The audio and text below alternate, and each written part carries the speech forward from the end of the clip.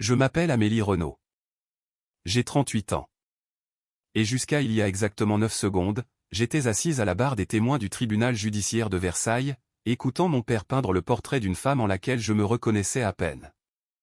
Maintenant, je le regarde brandir une chemise cartonnée en direction de la cour comme un étendard de guerre. Son visage est empourpré, de la couleur de la poussière de briques. Sa voix emplit chaque recoin de la salle d'audience, résonnant dans l'air, chargé de l'odeur des vieilles boiseries et d'une eau de Cologne bon marché. Ce qu'il ne sait pas, ce qu'aucun d'entre eux ne sait encore, c'est ce qui repose à l'intérieur de l'enveloppe scellée soigneusement rangée dans la mallette de mon avocat. Pas encore. J'ai appris il y a longtemps que dans la famille Renaud, le silence n'a jamais été interprété comme de la retenue ou de la patience. Pour eux, le silence était une preuve de culpabilité. Vous êtes-vous déjà senti invisible au sein de votre propre famille? Comme si tout le monde vous regardait droit dans les yeux, mais que tout ce qu'ils voyaient, c'était la version de vous dont ils avaient décidé de l'existence. Partagez votre histoire dans les commentaires. J'adorerais savoir qui fait partie de notre communauté. Je n'ai pas pleuré. Je n'ai pas crié. Je suis simplement resté là où j'étais, la colonne vertébrale droite et rigide contre le dossier impitoyable de la chaise des témoins, regardant Bernard Renaud démolir 15 ans de ma vie avec la confiance désinvolte d'un homme à qui l'on n'avait jamais, pas une seule fois, dit qu'il avait tort. Pour le monde extérieur, il était peut-être mon père, mais dans son propre esprit, Bernard Renaud était quelque chose de bien plus grandiose. Il se prenait pour le roi de la région. Pendant 30 ans, il avait contrôlé le conseil municipal. Il était l'homme dont les opinions décidaient discrètement quelle route départementale serait goudronnée en premier et quelle famille serait considérée comme assez respectable pour faire partie du cercle. Et dans cette version du monde, j'étais la fille qui avait tout abandonné. La fille qui avait tourné le dos au domaine agricole familial pour prendre un emploi de bureau oubliable à Paris. C'est un fantôme, a déclaré Bernard à la salle, sa voix résonnant avec cette même fausse autorité qu'il utilisait autrefois pour imposer le silence lors des déjeuners dominicaux. Demandez à n'importe qui dans notre village. Demandez aux voisins. Amélie n'a pas été vue ici depuis 15 ans. Elle prétend travailler pour une obscure organisation de logistique, mais il n'y a pas de bureau, pas de site web. Mes détectives ne sont revenus avec rien d'autre que du vide là où une carrière devrait être. Il fit une pause pour l'effet dramatique, laissant la pièce absorber ses mots. Elle a passé sa vie entière à vivre des miettes que sa mère choisissait bien de lui donner. Et maintenant que ma femme n'est plus, elle revient pour siphonner le peu qu'il nous reste. Depuis la barre des témoins, j'ai jeté un coup d'œil vers le public. Ma sœur Chloé était assise là parmi les spectateurs, de 7 ans ma cadette, enveloppée dans un gilet de créateur dont je savais pertinemment que je l'avais payé via un fonds de donation discret 3 ans plus tôt. Ses yeux restaient baissés, fixés soigneusement sur ses genoux, comme si elle étudiait les fils du tissu. Elle jouait son rôle à la perfection, la petite sœur en deuil et trahie.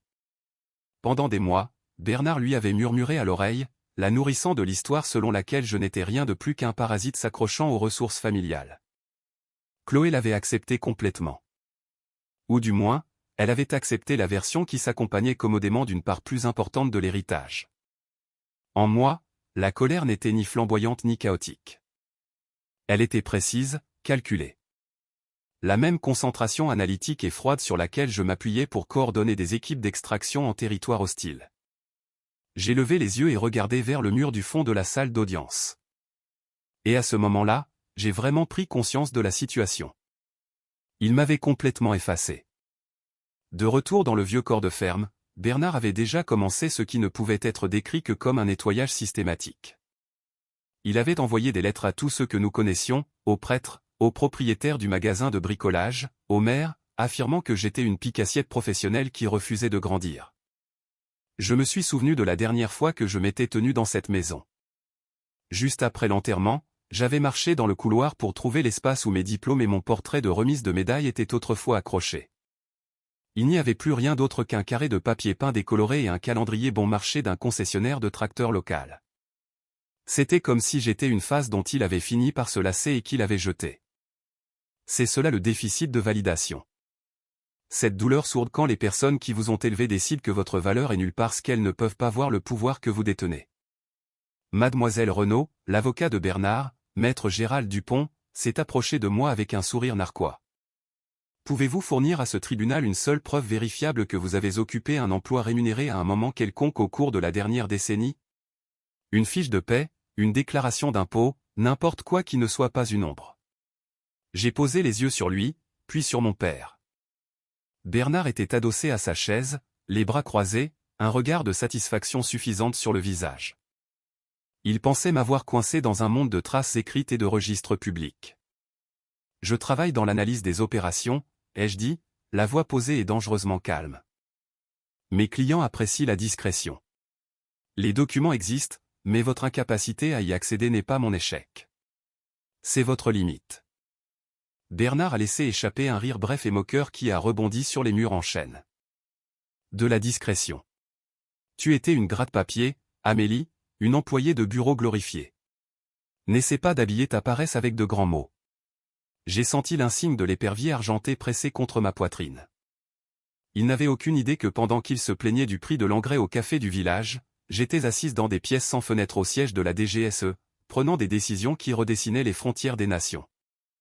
J'avais passé 15 ans dans l'ombre, acceptant leurs insultes et leur pitié parce que l'alternative était une faille dans la sécurité nationale. Mais aujourd'hui, le silence était sur le point de prendre fin. Bernard était assis là avec un rictus qui me donnait la chair de poule. Pour lui, ma vie était un bilan comptable vide. Pour lui, le fait que je ne sois pas visible signifiait que je n'existais pas. Il croyait sincèrement que la réussite d'une femme se mesurait à la façon dont elle servait l'héritage d'un homme ou à la force de sa voix lors d'un conseil municipal. Le coup du silence, ai-je pensé, ajustant ma posture à la barre. C'est l'expression que nous utilisons au service. C'est le prix à payer pour être le bouclier quand on excelle dans ce que je fais. Personne ne connaît votre nom. Vous n'avez pas droit à un défilé. Vous n'avez pas de plaque commémorative. Vous avez une pièce grise et une ligne sécurisée. Et parfois, vous avez une famille qui pense que vous êtes une ratée parce que vous ne pouvez pas leur montrer un trophée brillant. Ils n'avaient aucune idée que pendant 15 ans, j'avais été l'architecte silencieuse de leur confort. Lorsque le système d'irrigation de l'exploitation céréalière est tombé en panne en 2018 et que Bernard faisait face à une perte à 6 chiffres, il a cru avoir eu un coup de chance avec une subvention agricole privée. Ce n'était pas de la chance. C'était 125 000 € de ma prime de risque de combat, canalisée via 3 sociétés écrans que j'avais créées, juste pour qu'il n'ait pas à ressentir la honte d'accepter l'argent d'une fille qu'il avait déjà reniée. J'avais payé pour le master de Chloé sous le couvert d'une bourse d'anciens élèves anonymes. J'avais payé pour les traitements expérimentaux de ma mère lorsque la mutuelle s'était rétractée. J'étais le fantôme dans leur compte bancaire, la main invisible qui empêchait leur monde de s'effondrer. Et pourtant, ils étaient là, utilisant le secret même que je maintenais pour les protéger comme une arme pour me détruire. Dites-nous, Amélie. Gérald Dupont s'est penché en avant, son haleine empestant le café froid et la confiance imméritée. Puisque vous avez tant de succès dans ce mystérieux bureau, pourquoi votre mère a-t-elle ressenti le besoin d'inclure une clause d'emploi active dans son testament? Était-ce parce qu'elle savait que sa fille aînée était une marginale? Une femme qui préférait les ombres de Paris au travail honnête de la ferme? J'ai regardé l'audience. Il hochait la tête. Dans un petit village, le travail honnête signifie des mains calleuses. Cela ne signifie pas être assise dans un local hautement sécurisé à analyser des journaux d'interception. Ma mère comprenait la nature de mon travail mieux que quiconque dans cette pièce, ai-je dit, ma voix tranchant l'air comme un front froid. Elle savait que ma vie exigeait que je sois invisible. Elle a ajouté cette clause non pas pour me punir, mais pour protéger l'héritage des gens qui essaieraient de prétendre que je ne contribuais pas à la société simplement parce qu'ils ne pouvaient pas voir les résultats dans le journal local. Bernard a poussé un rire sec et aboyant. Contribuer à la société. Tu étais une employée de bureau, Amélie. Tu étais assise à un bureau à brasser de l'air pendant que ta sœur restait ici et s'occupait réellement de cette famille. Tu n'es pas une martyre. Tu es un fantôme qui en a marre d'avoir faim. Je l'ai observé. C'était l'homme qui m'avait dit quand j'avais 12 ans que j'étais une passade, pas un avenir. Il croyait que parce que j'étais une femme, ma seule voie vers le pouvoir passait par le mariage ou par le fait d'avoir une grande gueule. Il ne pouvait pas concevoir un monde où je détenais plus d'autorité que le conseil départemental tout entier. Il ne s'agit pas d'argent, n'est-ce pas, Bernard, ai-je demandé, abandonnant complètement le mot papa. La pièce est devenue silencieuse. Je montre au monde qui tu es vraiment, a-t-il crié, son visage virant à cette dangereuse nuance de violet. Je me suis penché en avant, juste d'une fraction. Attention quand on va chercher la vérité dans le noir. Tu pourrais ne pas aimer ce qui te fixe en retour. Maître Dupont n'a pas aimé ma réponse. Il a réajusté sa cravate en soie, une tentative désespérée de reprendre le dessus dans une pièce qui commençait à devenir lourde. Il s'est tourné vers le tribunal, la voix dégoulinante d'une sympathie répétée pour la victime. Mon confrère de la défense parle d'ombre et de secret, a dit Dupont en faisant les 100 pas devant le jury. Mais regardons les faits. Nous avons ici un rapport d'un enquêteur professionnel. Aucun groupe logistique Nord ne se trouve à l'adresse indiquée sur les déclarations d'impôt de l'accusé. C'est une boîte postale dans un centre de tri. Nous n'avons aucune trace d'Amélie Renaud cotisant à une mutuelle d'entreprise. Pas de profil LinkedIn, pas d'empreinte numérique. Il s'est arrêté et a pointé un doigt vers moi. La vérité est plus simple. Amélie est un fantôme parce qu'elle n'a rien à montrer. Chloé, voudriez-vous vous avancer, s'il vous plaît? Ma sœur s'est levée. Elle a marché vers la barre avec une fragilité étudiée, les yeux rougis. Elle a regardé l'audience comme si elle partageait un douloureux secret de famille. Amélie a toujours eu le don de nous faire nous sentir minuscules, a chuchoté Chloé. Elle disparaissait pendant des mois, puis revenait en parlant de gros contrats et de gens importants. Mais à chaque fois que maman avait besoin d'aide pour le prêt ou les frais médicaux, c'était toujours moi. Amélie disait juste qu'elle était entre deux cycles. Puis, après le décès de maman, j'ai trouvé les relevés bancaires. Des milliers d'euros retirés du compte personnel de maman. Des signatures qui ne ressemblaient pas du tout à celles de maman. Ça m'a brisé le cœur de réaliser que ma grande sœur profitait de la démence de notre mère pour financer sa vie importante à Paris. J'ai ressenti un frisson fantôme. Faux et usage de faux. Ils allaient carrément sur le terrain de la falsification. Chloé était institutrice en primaire et passait ses week-ends dans des dégustations de vin. Et pourtant, elle jouait ici le rôle de la martyre. Elle n'a pas mentionné que les milliers d'euros étaient en réalité des remboursements pour les infirmières privées. J'avais embauché des infirmières que Bernard refusait de payer parce qu'il ne croyait pas aux étrangers dans la maison. Bernard était assis derrière son avocat, hochant la tête solennellement. Il ressemblait à un homme qui avait déjà gagné. Il avait passé des décennies à bâtir une cathédrale de mensonges dans ce village, et il était enfin en train d'y poser le toit. « Monsieur le juge », a dit Dupont, sa voix atteignant un crescendo théâtral. Nous demandons à verser la pièce numéro 12 au dossier. Une vérification complète des antécédents et une déclaration sous serment d'un expert en graphologie suggérant que les signatures sur ces retraits sont frauduleuses. Il est clair qu'Amélie Renaud a non seulement échoué à respecter la clause d'emploi, mais a activement escroqué la succession pour maintenir un train de vie qu'elle n'a jamais mérité. Le public m'a regardé avec des yeux froids et durs. Pour eux, j'étais la fille de la ville qui avait oublié ses racines et volé les morts. L'indignation dans la pièce était un poids physique, mais je n'ai pas cherché la main de mon avocat. Je n'ai pas regardé Bernard. Au lieu de cela, j'ai regardé la porte au fond de la salle d'audience. C'est tout, ai-je demandé doucement. C'est tout, a aboyé Bernard depuis son siège. Tu as été prise la main dans le sac, Amélie. Tu es une voleuse et une menteuse. Monsieur Renaud, asseyez-vous, a averti le juge Martin, bien que son ton fût inhabituellement distrait. Il fixait à nouveau l'insigne de l'épervier sur mon revers. Je me suis tourné vers mon avocat, Marc Lefebvre. Marc n'était pas un gars du coin. Il ne portait pas d'eau de Cologne bon marché et ne gardait pas sa belle veste seulement pour les enterrements. C'était un homme qui portait un costume comme une armure, et il avait passé 20 ans comme commissaire dans les armées avant d'entrer dans le privé pour des clients spécialisés comme moi. Marc s'est levé. Il n'a pas fait les 100 pas. Il n'a pas fait le spectacle. Il s'est contenté d'ouvrir sa mallette. Monsieur le juge, a dit Marc, sa voix étant une basse calme et rythmée qui a réduit la pièce au silence.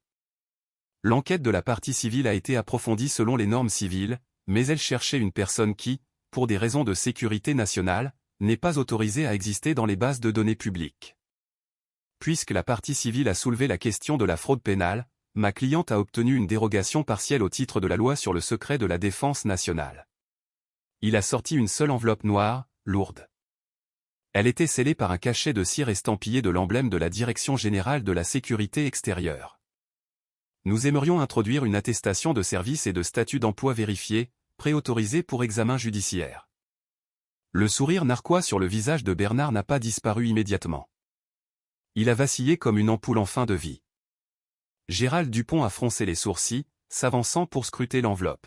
« Qu'est-ce que c'est que ça ?» a demandé Dupont, sa confiance se fissurant enfin. « La DGSE ? Cela n'a rien à voir avec un litige d'héritage. »« Cela a tout à voir avec le sujet », a répondu Marc. Marc Lefebvre s'est avancé vers le perchoir avec l'enveloppe noire, et l'énergie dans la pièce s'est figée. J'ai observé le juge Martin. Il n'était pas seulement un juge aujourd'hui.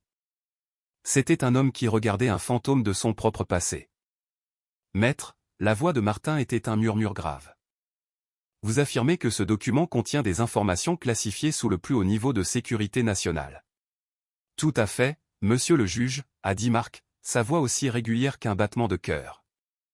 De plus, le Bureau des affaires juridiques du ministère des Armées a autorisé une divulgation restreinte à ce tribunal. Elle confirme l'emploi actif et continu de l'accusé au cours des 15 dernières années. Elle clarifie également la nature du groupe Logistique Nord. Bernard s'est levé, sa chaise crissant contre le sol. C'est une mascarade. C'est une employée de bureau. J'ai vu son appartement. J'ai vu sa vie. Elle n'est personne. Asseyez-vous, monsieur Renaud, a aboyé Martin, sans même le regarder. Ses yeux étaient rivés sur moi, et plus précisément sur l'insigne de l'épervier argenté sur mon revers. Je me souvenais de cet insigne. Ce n'était pas un bijou. C'était une insigne de reconnaissance de service décernée à ceux qui opéraient dans les zones grises. Martin le savait car il avait été colonel dans l'armée de terre. Il avait vu cet insigne dans des salles de briefing en Afghanistan et dans des bases sécurisées en France. Il savait que la femme assise à la barre des témoins n'était pas une marginale.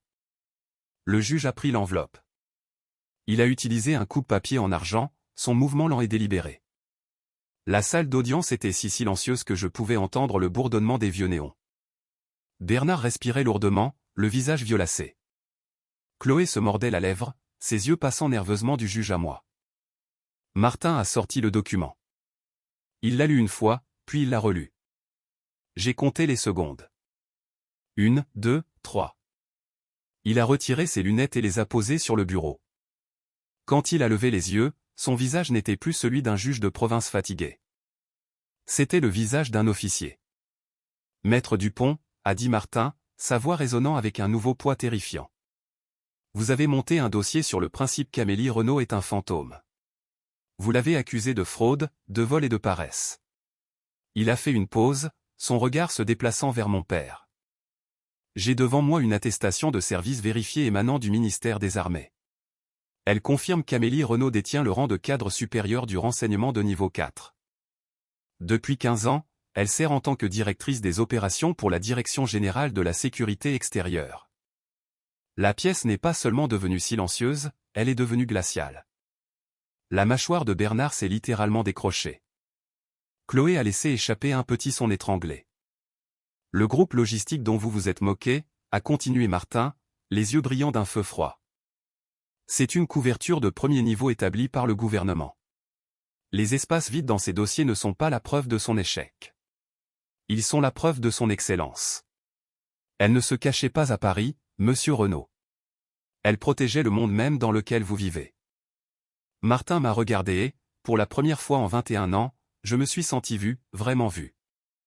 Bernard a essayé de parler, mais sa voix a craqué. Elle était juste une analyste. Elle nous avait dit qu'elle était analyste. Je me suis penché en avant, ma voix réduite à un murmure qui ressemblait à une lame. Je t'ai dit ce que tu étais autorisé à savoir, Bernard. Tu ne posais pas de questions parce que tu voulais me connaître. Tu acceptais les réponses parce qu'elles correspondaient à l'histoire que tu voulais raconter. Le silence dans la pièce n'était plus lourd, il était anesthésiant. Bernard Renaud ressemblait à un homme qui avait été taillé dans la pierre puis laissé à l'érosion. Ses mains épaisses et calleuses qui m'avaient autrefois pointé du doigt avec une certitude si venimeuse, tremblaient maintenant. Gérald Dupont n'a même pas essayé de protester. Il fixait le sol, sa réputation professionnelle se dissolvant dans le parquet ciré. Il savait que retirer la plainte n'était plus un choix, c'était une grâce qu'il devait implorer. Le juge Martin s'est penché en avant, les mains croisées sur le bureau. « Je rejette cette plainte avec préjudice », a-t-il déclaré, chaque mot tombant comme un coup de marteau. De plus, le tribunal condamne la partie civile à verser la somme de 40 000 € pour les frais de justice et la charge administrative imposée à l'État. Et Monsieur Renaud, j'accorde à l'accusé 50 000 € de dommages et intérêts pour diffamation, à payer immédiatement sur votre part personnelle de l'héritage familial. La bouche de Bernard a remué, mais aucun son n'en est sorti. Il a regardé Chloé. Elle s'était détournée de lui, le visage enfoui dans ses mains. L'alliance de convenance avait volé en éclats au moment où les enjeux étaient devenus réels. Amélie a fini par coasser Bernard. Nous ne savions pas. Comment étions-nous censés savoir? Je me suis levé. Je n'ai pas ressenti la montée d'adrénaline que je ressentais habituellement après une opération réussie. Je me sentais juste purifié. Vous n'étiez pas censé connaître les détails, Bernard, mais vous étiez censé me connaître. Vous étiez censé savoir que la fille qui travaillait 10 heures par jour dans les champs quand elle était enfant ne s'était pas soudainement transformée en sangsue simplement parce qu'elle avait déménagé. Dans une autre ville. J'ai marché vers la sortie. En passant devant mon père, je ne me suis pas arrêté. Je n'ai même pas ralenti. J'avançais au même rythme que celui que j'avais adopté pendant 15 ans, vers l'avant, déterminé, et totalement hors de sa portée. L'argent pour les infirmières, ai-je dit, m'arrêtant juste assez longtemps pour qu'ils m'entendent. Les 125 000 € qui ont sauvé ce domaine il y a 4 ans, c'était moi. Et je ne l'ai pas fait parce que j'aimais notre héritage. Je l'ai fait parce que ma mère t'aimait. Mais cette dette est officiellement réglée. J'ai poussé les lourdes portes en chêne et je suis sorti dans le couloir en marbre du tribunal. L'air était différent ici, vif, filtré, et avait le goût de la liberté que j'avais gagnée 1000 fois. Marc Lefebvre m'a rattrapé près de l'ascenseur. Il n'a pas dit félicitations. Nous n'utilisons pas ce mot dans notre domaine d'expertise. Il m'a simplement tendu ma mallette. Le directeur veut un débriefing demain à 8 heures tapantes, a dit Marc. Il a été impressionné par ta retenue judiciaire. Je remettais juste les compteurs à zéro, Marc, ai-je répondu alors que les portes de l'ascenseur s'ouvraient. J'ai marché jusqu'au parking et j'ai trouvé ma voiture. Je me suis assise à la place du conducteur un instant, regardant l'insigne de l'épervier argenté dans le rétroviseur. Je l'ai détaché et je l'ai replacé dans sa boîte doublée de velours. Pendant 15 ans, je m'étais rabaissé pour correspondre à leur récit. J'avais accepté leurs insultes comme le prix de mon service. Mais alors que je quittais le parking et me dirigeais vers le lever du soleil sur Paris, j'ai réalisé que je n'étais plus un fantôme dans ma propre histoire. J'en étais l'auteur, et le prochain chapitre allait être écrit dans une langue qu'ils ne comprendraient jamais.